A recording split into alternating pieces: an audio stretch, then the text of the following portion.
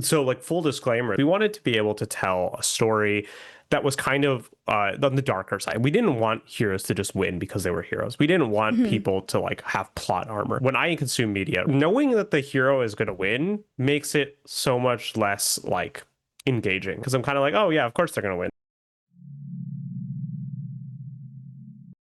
Hello, adventurers, and welcome to Design Journals, a new series where I sit down with Varun to discuss Call to Power, and today we are discussing the inspiration behind it.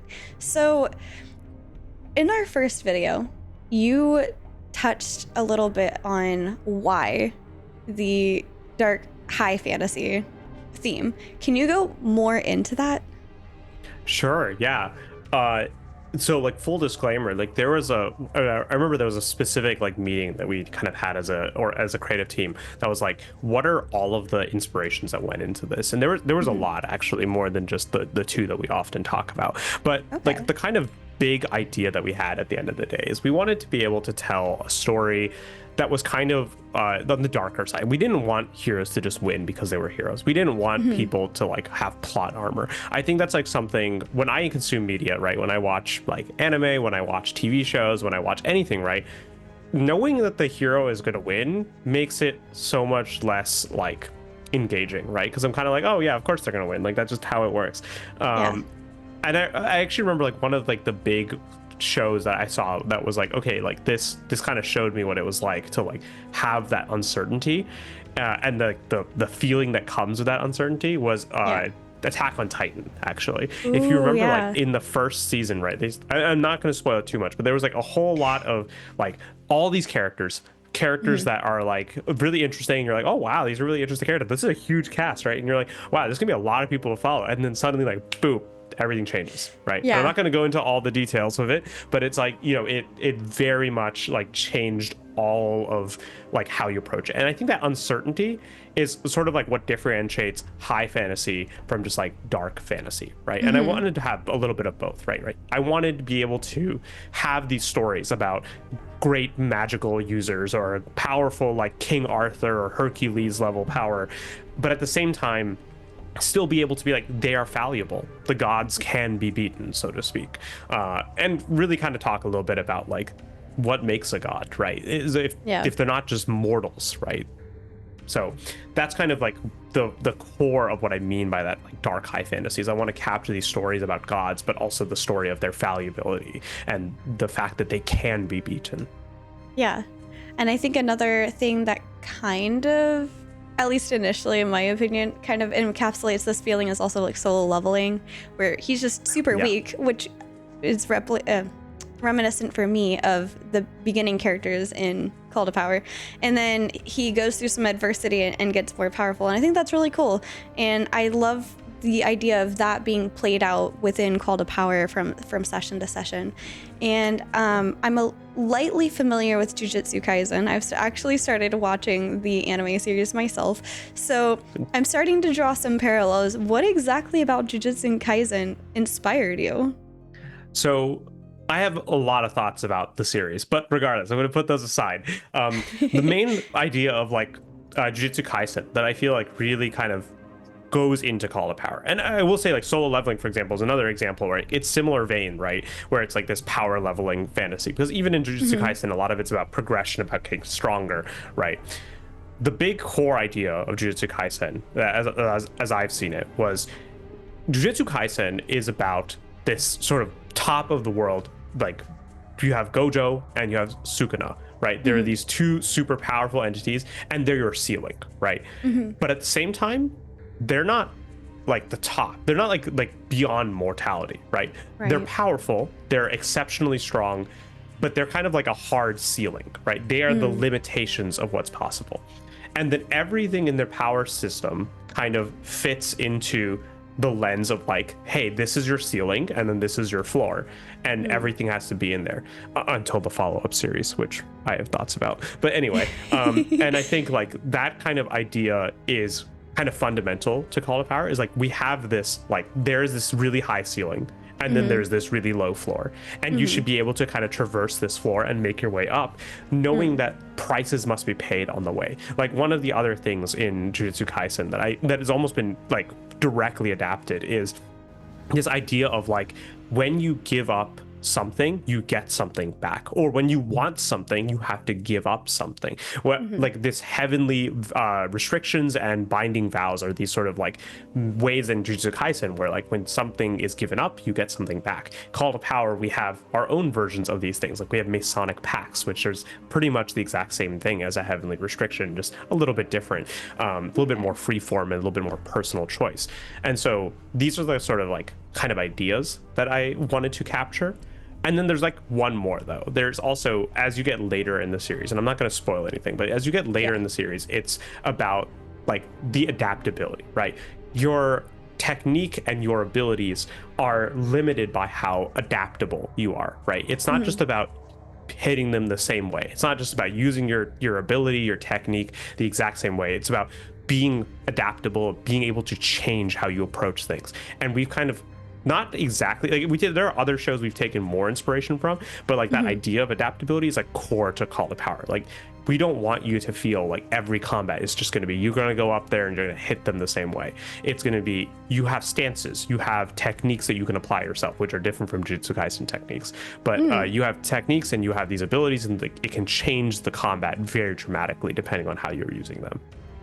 That's really, really cool, actually. I think it's really awesome when systems take inspiration from a lot of the media that we love, because that kind of helps you conceptualize it a little bit on one hand, but also, I mean, anime comes up with some very interesting stuff, but so do video games.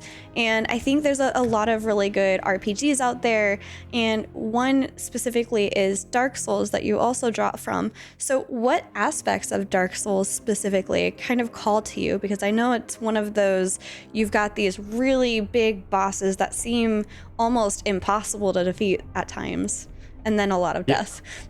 Yeah, so if you like look into, well, yes, a lot of death. People should die, as we talked about before, but it's more like if you look at like the lore of Dark Souls and you look about like how it's kind of working, it's these bosses aren't that different from yourself in many ways, right? They are people that you could not only overcome, you can match, you can be them, you can overcome them. And that's like really something I wanted to capture is like I didn't want a feeling like their bosses are just always the bosses. They're always just like they're different. They follow different rules. I wanted it to be your rules and their rules are the exact same. You follow the same principles. And that's really, I think, something we've done a lot to do to capture in Call to Power is both like the lethality of it, but also the reality that you are not that different from them. If they make a mistake, they get punished for it. If you make a mistake, you get punished for it. And that sort of like equivalence is something that like is really important to like how we balance Call to Power and the stories you can kind of tell with it. But there's also another like kind of big area. It's really like the not like the vibe, but like the certain parts of Dark Souls really capture like the feeling of like what Call to Power is, because Call to Power, as we've been kind of describing, is like this sort of like beautiful horror. So if you have played Dark Souls 3, there's this area called the Irithyll of the Boreal Valley, and so like that area is super like beautiful. It looks like a pristine, really beautiful town, snow. It's like the perfect like kind of place, so to speak, but it's full of like horrible, like nightmarish creatures, and it's actually like really, really brutal. And it's one of like the hardest bosses, at least that in my circles, at the end of it. And so it's this sort of idea of like this beauty and horror kind of intermixed, right? That's kind of like something I like to capture in a lot of like the way I write my settings and things like that. And actually like another video game, actually, now that I'm thinking about this is like brand new. I literally just looked into this game for the first time like a couple weeks ago. But there's a game, Clair Obscur Expedition 33. It also really captures this like beautiful horror so far. And of course, like I'm not playing it, I've just kind of like looked into it, but like I know like from just like the videos that I've seen and like the little gameplay I've seen, it's very much about this like beautiful horror kind of vibe. Maybe it's partially because everything's French and it sounds all fancy, but at the same time, it's all like this beauty and horror and intermixing of that. And I think that's really something we try to capture as well. But in Dark Souls, it's the beautiful horror takes like Irithyll, the Boreal Valley. It takes like the Ashen Lords and all the way like those kinds of things work. It's really beautiful effects combined with like a really dark story at the end of the day. That's really, really cool. I love the duality of that. I love you've got the pretty and then you've got the horror aspect, and it's just kind of, it's something that you don't see too often together, but when you do, it's pretty powerful. It's a very exciting thing because it's almost unpredictable, if you will, and you don't see it coming until you're in it, and then you're in it and you're just enjoying everything to do with that moment and that environment, especially in video games. But I can only imagine in Call to Power what that would feel like as a player, just being described like this beautiful place, but then also the horrors that are happening and that I have to deal with. But I also really love how you keep things on an even playing field. It kind of reminds you that you're not so different from them, and even though they seem like they're impossible, one day you could become them also at the same point. Not like them specifically, but as powerful as they are.